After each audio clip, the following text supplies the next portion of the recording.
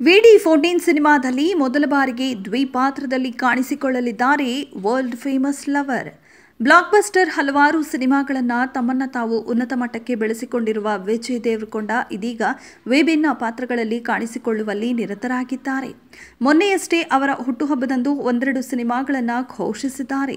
ದಿಲ್ ರಾಜು ನಿರ್ಮಾಣದಲ್ಲಿ ರವಿಕಿರಣ್ ಕೋಲಾ ಅವರು ಗ್ರಾಮಾಂತರ ಗ್ಯಾಂಗ್ಸ್ಟರ್ ಪಾತ್ರವನ್ನು ನಿರ್ವಹಿಸುತ್ತಿದ್ದಾರೆ.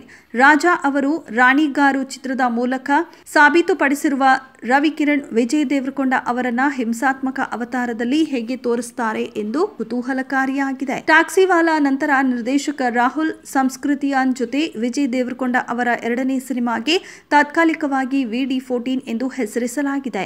ಹುಟ್ಟುಹಬ್ಬದಂದು ಘೋಷಿಸಲಾದ VD14 ಅನ್ನ ಮೈತ್ರಿ ಮೂವೀಸ್ ಮೇಕರ್ಸ್ನಿಂದ ನಿರ್ಮಿಸಲಾಗಿದೆ. ಇದು ಪ್ರತಿಭಾವಂತ ರಾಹುಲ್ ಸಂಸ್ಕೃತಿಯನ್ ಅವರು ನಾನಿ ಅವರೊಂದಿಗೆ ಶ್ಯಾಮ್ ಸಿಂಗಂ ರಾಯ್ ಸಿನಿಮಾದಿಂದ ಹೆಸರುವಾಸಿಯಾಗಿದ್ದಾರೆ. ಫಿಲ್ಮ್ ನಗರ ವಲಯಗಳ ಪ್ರಕಾರ ಅತ್ಯಂತ ಕುತೂಹಲಕಾರಿ ಅಂಶವೆಂದರೆ ಈ ಚಿತ್ರದಲ್ಲಿ ವಿಜಯ್ ದೇವರಕೊಂಡ ಮೊದಲ ಬಾರಿಗೆ ತಂದೆ ಮಗ ದ್ವಿಪಾತ್ರದಲ್ಲಿ ನಟಿಸುತ್ತಿದ್ದಾರೆ.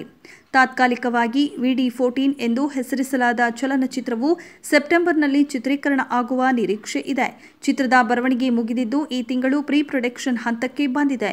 ವಿಜಯ್ ಮೊದಲ ಬಾರಿಗೆ ಹಳ್ಳಿ ಹುಡುಗನ ಪಾತ್ರದಲ್ಲಿ ಕಾಣಿಸಿಕೊಳ್ಳಲಿದ್ದಾರೆ ಎಂದು ರಾಹುಲ್ ಬಹಿರಂಗಪಡಿಸಿದ್ದಾರೆ. ಹೊಸ ಅವತಾರದಲ್ಲಿ ಕಾಣಿಸಿಕೊಳ್ಳಲಿದ್ದಾರೆ. ಇದು ಹಳ್ಳಿಗಾಡಿನ ಪಾತ್ರವಾಗಿದ್ದು ಜನರು ಇದುವರೆಗೆ ಗ್ರಾಮೀಣ ಪಾತ್ರದಲ್ಲಿ ನೋಡಿಲ್ಲ. ವಿಜಯ್ ಇದುವರೆಗೆ ಎಲ್ಲಾ ನಗರ ಪಾತ್ರಗಳನ್ನು ಮಾಡಿದ್ದಾರೆ. ಇದರಲ್ಲಿ ನೀವು ವಿಜಯ್ ಸಂಪೂರ್ಣವಾಗಿ ಹೊಸ ಅವತಾರದಲ್ಲಿ ಹಳ್ಳಿಗಾಡಿನ ವ್ಯಕ್ತಿಯಾಗಿ ಮತ್ತು ಅದು ರಾಯಲಸೀಮೆಯಾಗಿ ಕಾಣುತ್ತೀರಿ. ರಾಯಲಸೀಮಾ ಆಂಧ್ರಪ್ರದೇಶದ ಒಂದು ನಿರ್ದಿಷ್ಟ ಪ್ರದೇಶವಾಗಿದೆ. ಇದು ಆಡುಭಾಷೆ ಅಥವಾ ಹವಾಮಾನ ಪರಿಸ್ಥಿತಿಗಳು ಸಂಸ್ಕೃತಿ ಎಲ್ಲವೂ ತುಂಬಾ ವಿಭಿನ್ನವಾಗಿರುತ್ತದೆ.